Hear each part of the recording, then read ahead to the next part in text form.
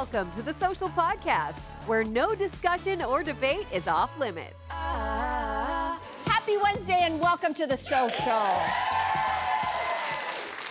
We'd like to welcome to the panel former Yukon Regional Chief Kluani Adamek. Welcome back to the show. Thank you. Okay, there is a huge debate going on right now in the comedy world, and we're not talking Jimmy Kimmel, not really. Comedians like Pete Davidson, Kevin Hart, and Dave Chappelle, they're all taking a lot of heat right now from other comics and human rights groups. Why? They are all signed up to perform at the Riyadh Comedy Festival in Saudi Arabia, okay? So they have been told by organizers, you cannot make jokes about the Kingdom of Saudi Arabia, the Saudi royal family, or any religious figures, because we know what they do to people there who do that. The comedians are being called out for taking money from a regime that opposes free speech and has one of the worst human rights records in recent history. So, Cynthia, are you judging these comedians for going and taking part in this festival? I'm just gonna call it, I am judging, like not all of them. Oh! What about that? I'm judging, again, not maybe with a total equality judging, but for sure those big names like Dave Chappelle and Russell Peters, they both make an average of around $70 million a year. Whoa! As of 2025, their estimated worth is around $75 million. As of 2025, exactly. Kevin Hart's estimated net worth is around $450 million. Do they need the money? No. I wouldn't judge it as much. There was somebody named Mike Birbiglia who was asked, who many of you may not know. He doesn't make anywhere near that amount of money, and he, according to his values, he was like, no, I'm not doing this. So, I think there were choices to be made. I think there's an interesting piece here, and hear me out. So, having been an elected official, I have had to step in to so many places that I had felt silenced or was not supposed to say something, but I did it anyway. Okay. Yeah. So, I wonder if this is then an opportunity, again, yes, they're being paid. At the end of the day, they could show up there and say what they need to say and do what they need to do, and then not take the money. But they've been told I don't think so. But I feel like I don't think any of them will ever do that. You might not leave there with all your body parts intact. And I'm not even saying that as a joke. Don't forget that Saudi Arabia, and I totally understand your position there, that being there is a protest in and of itself. Yeah. This is a government when we are in the middle, the Americans, and I guess us, we're in a battle for free speech, at least in America. That's why I brought up Jimmy Kimmel, because you have all these artists who are like, free speech or nothing, or our democracy dies. And there's a lot of comedians saying, if you silence the comedians, that's it. We are the last straw between us and authoritarianism. And then you have the world's biggest comedians going to a place where they murdered a Washington Post journalist named Jamal Khashoggi. Yeah. They dismembered him and put his body in a suitcase. The U.S. intelligence did the investigation and found that the Saudi prince approved this murder. That is who's paying your paycheck, Dave Chappelle. So how do you say, Dave Chappelle, he has benefited to the tune of millions for championing free speech. I should be able to say whatever I want. And now you just signed it away with the check. I'm so disappointed in these guys because it just proves they all just have a number. And that's awful. You just said something very interesting, though. You kept poking and citing Saudi Arabia's government, which is an absolute monarchy. Presumably, the people don't vote for that absolute monarchy. So Bill Burr said the people, the local people, enjoyed this show so much. Does it follow, then, that we should be punishing those people who had no choice in the form of government that they have because of this? That's an interesting question. I mean, you raise an interesting point. It's funny, it reminds me, I went to the University of Michigan for their sexual education program, and there was a woman there from Saudi Arabia, and she was actually in the sex therapy program. She was there, she was brought over by, her brother was her sponsor, exactly. And she told me a lot of stories about the difference between what is the lived experience of somebody who's in Saudi Arabia versus the government. But I still think, to your point, if they could take this opportunity to at least even, I mean, good comedy is so great at pointing out injustices in clever ways. If there was a way to do that, But again, what Maybe they comedian is did. going to take that risk when there is so much at stake? I just don't know that they would. I think there's a number of different issues, right? There's question around your ethics and getting paid to be there. There's you showing up there in a place and space that has done all these injustices. There are so many issues. And then there's you as a comedian and what's really important to you. And I feel like there's so many different pieces to this that really need to be unpacked.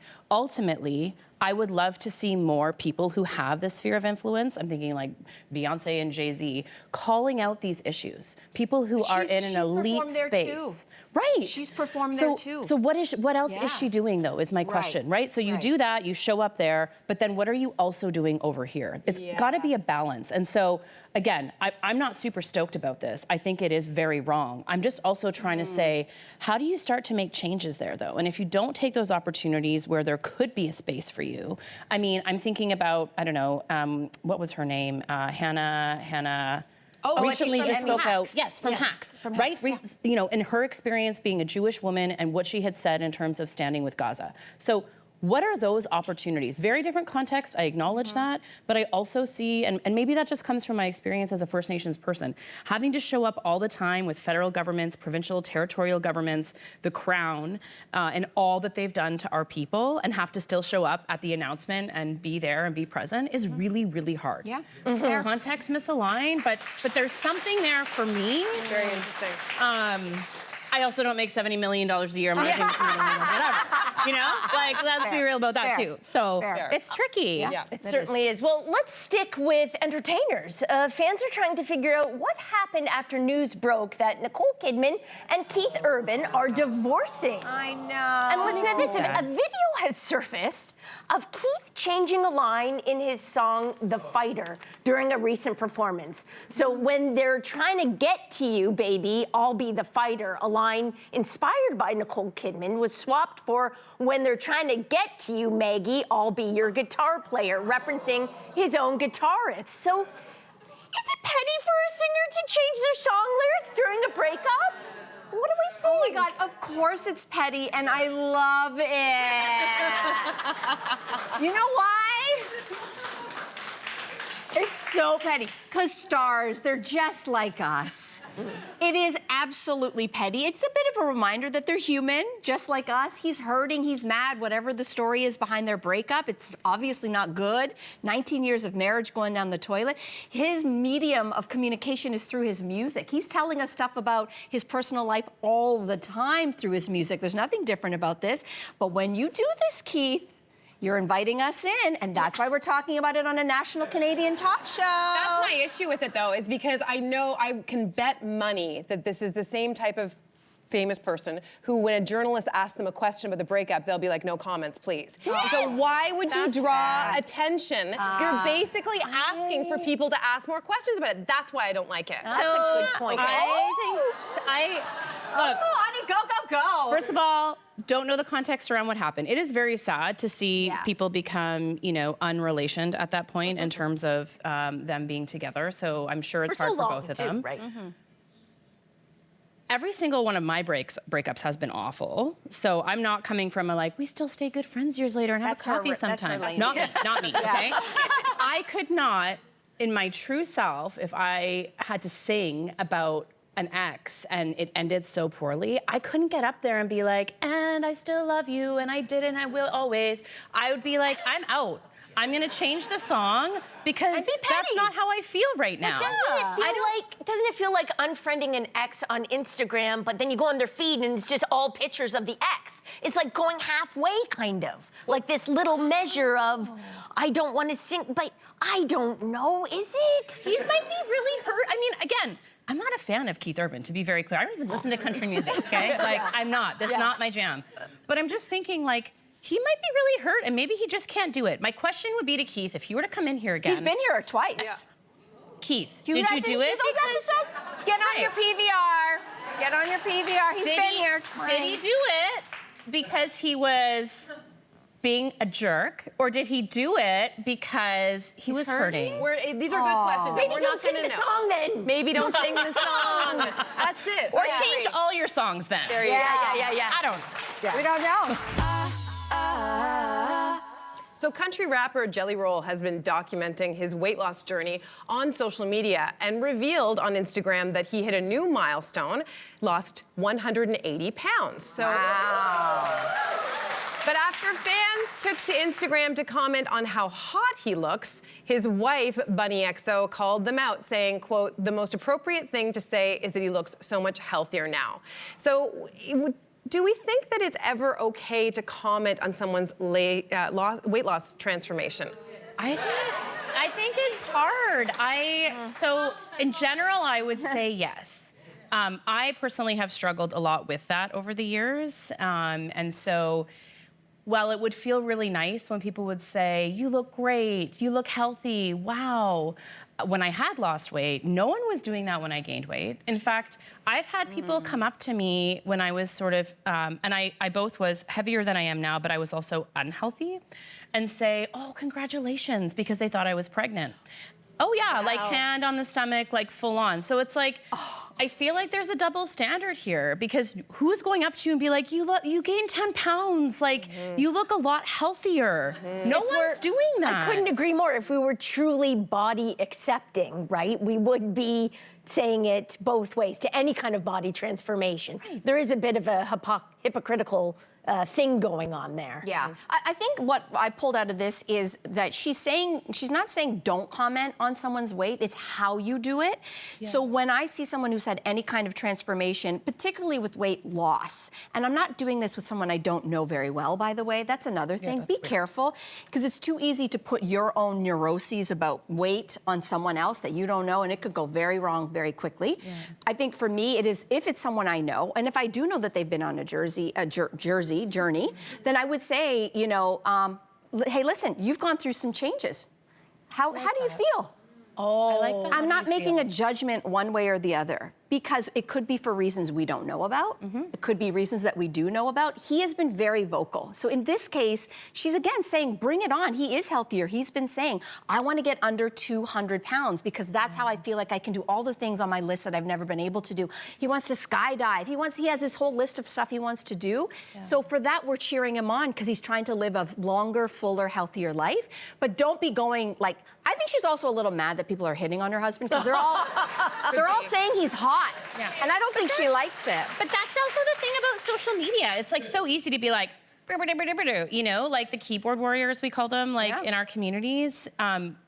You would say things, people say things on the internet a whole lot more than they might say if they saw them on the street and was like, Jelly Roll, you look so hot now. Yeah, maybe they would. That's true. Maybe some would, but it's like there's also that part of it that makes me, I don't know, if that were me in her position, I would feel really uncomfortable about that. Yeah. It's kind of, I mean, part of being in the public eye is people are always gonna say, but put a filter on it sometimes. I think if we had someone in our lives who lost 180 pounds, not commenting on it would be almost just rude. Yeah, it would feel like more of a bigger deal than actually commenting on it. Do you know how hard that is? Exactly, right? But I also feel like in the last 10 years, it has been drilled into my head not to comment on people's weights. That's when we started this topic and the whole audience clapped. I was like, oh, interesting, because you pointed out something very interesting, because while we're not supposed to do it, we're all thinking it.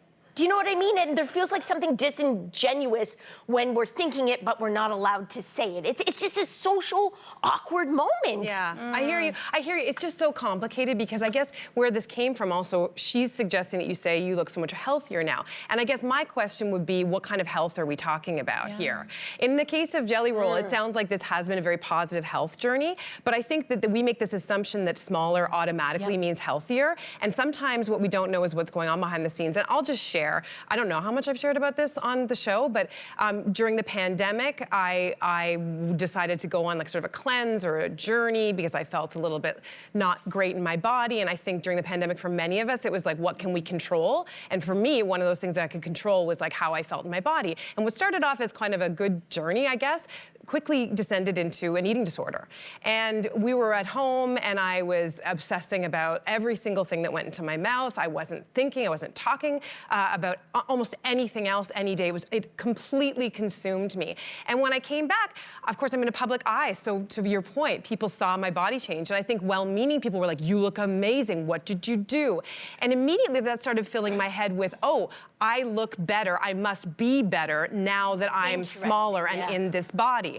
And I think, again, we don't mean this, but the message that that can give is really, really destructive. So I could tell when I was not well in my head. Yeah. And so as I've started to gain weight, to your point, like no one talks about the reverse of this. And so I caution people to just, you never know what people are going through. Maybe it's not an eating disorder. Maybe it's they're losing weight because of grief or because they are not well in any number of ways. So I think we should just keep to ourselves and not bother, even if we're thinking in our head. I think the better choice is to just not say anything at all. Or are you happy? How are you doing right now? Yeah. I mean, listen, first of all, thank you for sharing, Cynthia, because we got to share a lot of stuff up here, but you go deep. So thank you for that. I know that wasn't easy. And I guess the question is, not to get into the weeds, but again, he was very public with this journey, so he was not inviting it, but maybe inviting it, because he was sharing, because he maybe wanted to help other people in the same situation. He let us know he was celebrating. He was celebrating, so we were celebrating with him, but does it also matter the amount of weight? Like, I don't know how much he lost, but I mean... I lost 30 pounds in 3 months. That's what I lost, and it was a lot. It was noticeable difference, and I didn't quote unquote need to. Even in the case of him, I guess I just think like if for some reason he ends up on the other side of this, eventually slowly starting to gain weight, because weight is very up and down. It's up and down. Will he feel less than? Like he's still a worthy human who deserves love no matter what body he's in. Which is what his wife is saying. Which is what his wife is saying. Yeah, exactly. And what's that? Kelly and Sharon Osbourne and like the challenges they've had. Again, it's like nowhere is it ever celebrated unless you have potentially like an eating disorder that is more public, that people are wanting you to perhaps gain weight for health reasons, okay? But like no one is saying to you, you look really healthy. I've noticed you gained 20 pounds. Like, I just feel like we need to be, to your point, really careful in how you bring it up to somebody. Like, hey, haven't seen you in a while. How are you doing? And this is a good reminder to me because lately, since having a daughter after breastfeeding, first of all, breastfeeding, I gained weight. I did not lose weight. So for anyone out there who thinks that that's going to happen, that is not always the case. But I would appreciate if someone said, how are you doing, actually, next time, instead of like something else. Yeah, sure. Well, Kluani, I know it's the first time on the panel like this, but we had a blast with you. Thank you so much for coming. Thank you. Thank you. Subscribe to the Social Podcast so you don't miss a fiery debate. Until next time, socialites.